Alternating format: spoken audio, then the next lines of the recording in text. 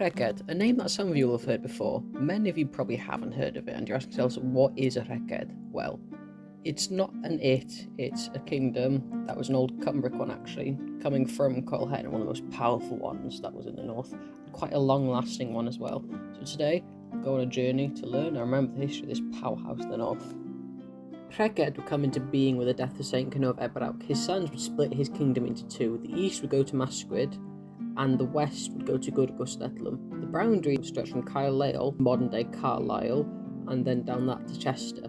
Not much is known about Gurgis apart from his lineage, and even then him existing is doubtful, as most records we have him from the 11th century, which is nearly 500 years after he ruled, so we need to take it with a grain of salt in regards to Rheged and his impact. The son of Gurgwst, Meirchan Gael, or the Slim, which is what his epithet means in English, would succeed him, but we don't exactly know much about him either.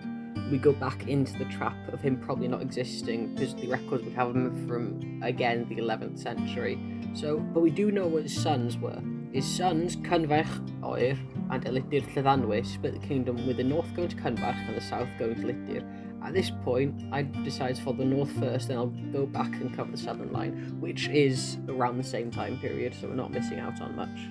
Cynfech would have inherited the northern half, centred around Caerleil, which is above the wall, Hadrian's Wall that is, and by the year 550 felt like he needed to expand and conquer like his ancestors had done, so he set his sights on King Cenedl of Gallowdel. Gallowdel was a kingdom centred on the Isle of Man in the Galway region of Scotland.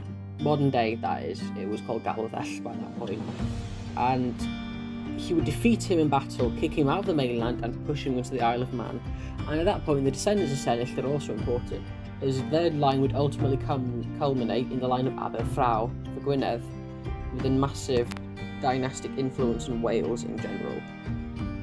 So Cynfech would also build fortresses near Paynacle and Stranraer, with the fort there being named Rheged, and that meaning Fort of Rheged. Nowadays, a village does stand on the location of where the fort was built, but it still has the same name actually.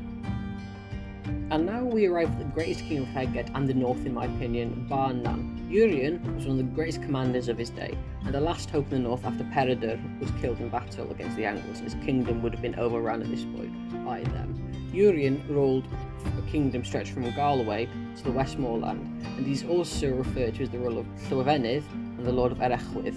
Llywelyn is likely the valley of Lyfanet in the southeast of Penrith, while Erechwydd is likely the Lake District.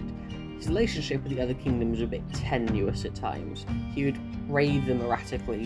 One source said he went as far as Manalgododin, which modern day is around Glasgow, around the Forth of Clyde as well.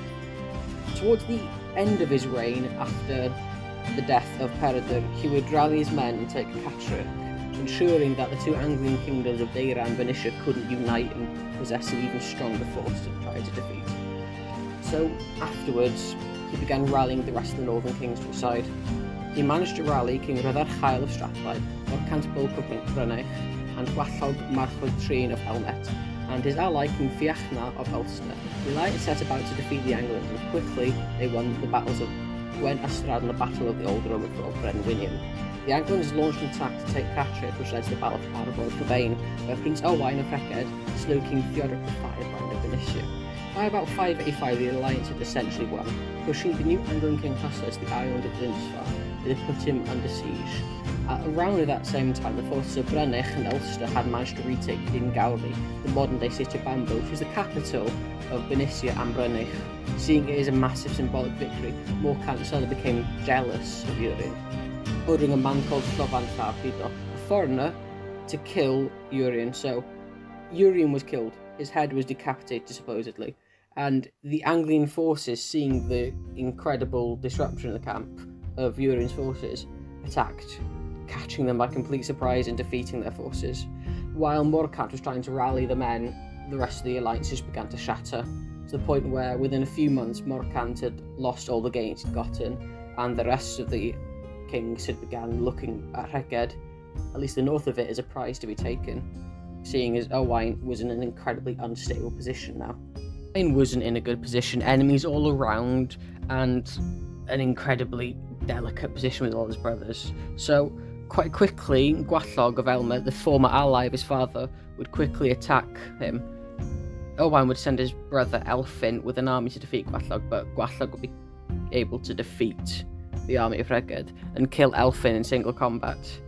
And at that point, around the same time, Owain and his other brother Pasgen would do battle with Dunat Bur of Dunotting and defeat him. The final nail in the coffin of Owain's reign would be Morcant Bulk, and surprisingly, he's messed up again. He attacked Owain instead of trying to fight the Anglians, killing Owain in the battle and essentially leading to the destruction of the kingdom. We do have records of Urien's nephew, Roy, who is more than likely the last king of Northern Rheged, as his daughter would marry King Oswy of Northumbria in 638, and what was left of the rump state of North Rheged would be passed on as an inheritance to the kings of Northumbria.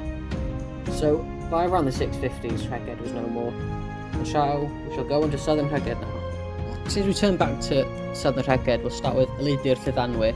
He'd inherit the south of Rheged from his father, as referred to previously, but the kingdom wouldn't be called Southern Rheged. In some poems, it is mentioned as Argoed, as his son is mentioned in one of his poems as saying, "The men of Argoed have never supported me." The name Argoed still does survive up in the north as the name of a village called Argoed near Mold.